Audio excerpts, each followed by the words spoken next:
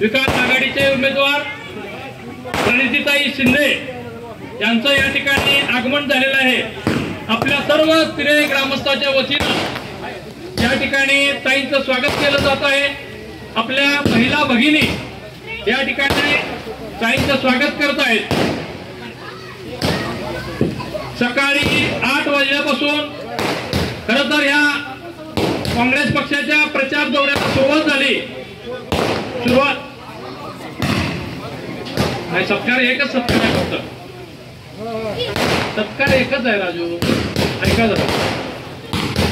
नंतर सकाळी उत्तर सोलापूर तालुक्यातील शमशापूर गावातून या प्रचार दौऱ्याला सुरुवात झाली आणि त्यानंतर शमशापूर, नंदूर, डोणगाव, तेलगाव, कवटे, गोजापाताडा, गोविंदपाडा, बेलाटी, हिरज आणि त्यानंतर आता तिरे या गावामध्ये सकाळपासून महाविकास आघाडीचे आपले नेते माजी आमदार आदरणीय दिलीपरावजी माने साहेब, बाळासाहेब ठाकरे गटाचे प्रकाशजी वानकर साहेब, त्याचबरोबर काकासाहेब साठे, शरद पवार राष्ट्रवादी गटाचे काकासाहेब साठे साहेब, बाळासाहेब शेळके, मंचकावरती उपस्थित असलेले सर्व महाविकास आघाडीचे पदाधिकारी प्रचाराच्या दरम्यान आदरणीय माजी आमदार दिलीपराव माने साहेब यांचा सत्कार या ठिकाणी संपन्न होतो।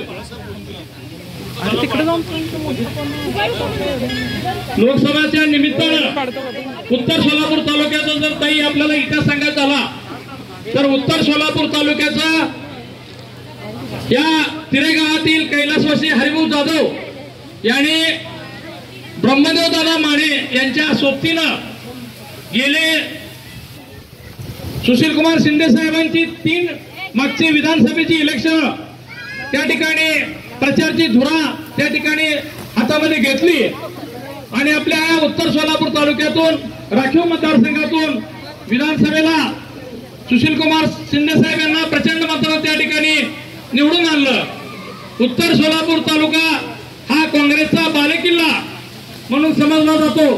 नंतरच्या काळामध्ये ह्या तालुक्याचं विभाजन झालं आणि ह्या उत्तर सोलापूर तालुक्यामधील 24 गावं ही मोहोळ विधानसभेला जोडली गेली, 2 गावं 4 उत्तरला जोडली गेली आणि 12 गावं ही दक्षिण सोलापूर विधानसभा मतदारसंघाला जोडली गेली।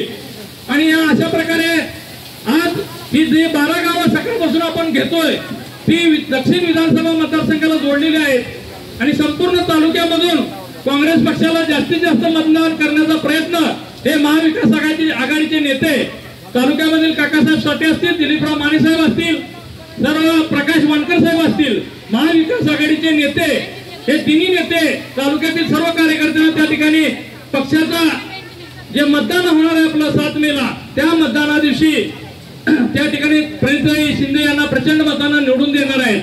खरं तर त्या भागातून असणारं सरकारचं जर मोदी सरकारचं आपण बघितलं, मोदी सरकारवरती अत्यंत शेतकऱ्यांमध्ये नाराजी आहे।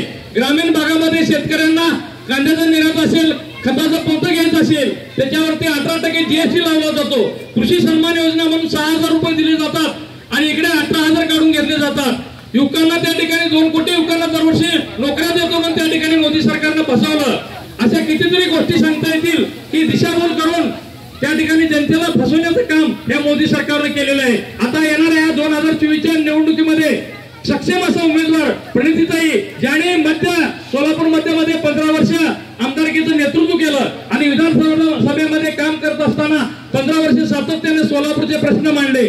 आता परवा मंगळवेढा तालुक्यामध्ये त्यांनी गेल्यानंतर पाणी प्रश्न जो जटिल प्रश्न होता तो पाणी प्रश्न त्या ठिकाणी सोडवण्यासाठी भाग पाडलं। एकंदरच सक्षम उमेदवार आहेत। समोरचा उमेदवार हा पार्सल आपण म्हणतो ते बीडचं जे पार्सल आहे ते आपल्याला सगळ्यांना बीडला पाठवायचं आहे। ताईंना या निमित्ताने एवढं सांगेन की तिरे गाव हे आधीपासून सुरुवातीपासून मग हरिभाऊ जाधव असतील, ब्रह्मदेव दादा असतील, नारायण पाटील असतील, कैलासवासी या सर्वांचं प्रेम सुशील कुमार शिंदे साहेब यांच्यावरती होतं आणि पहिल्यापासून काँग्रेसचा बालेकिल्ला म्हणून हा तिरे गणला जातो। दिलीपराव माने साहेब यांच्या नेतृत्वाखाली संपूर्ण हा जो शिना नदीकडचा परिसर आहे तो परिसर सुजलाम सुफलाम भूमिकेतून काँग्रेस पक्षाला मतदान या निमित्ताने करणार आहे आणि येणाऱ्या 7 तारखेला ताईंच्या चिन्हासमोर हाताच्या पंजासमोर आपण मतदान करायचं आहे आणि ताईंना प्रचंड बहुमताने निवडून द्यायचे एवढे या निमित्ताने सांगतो दोन शब्द संपवतो. जय हिंद जय महाराष्ट्र.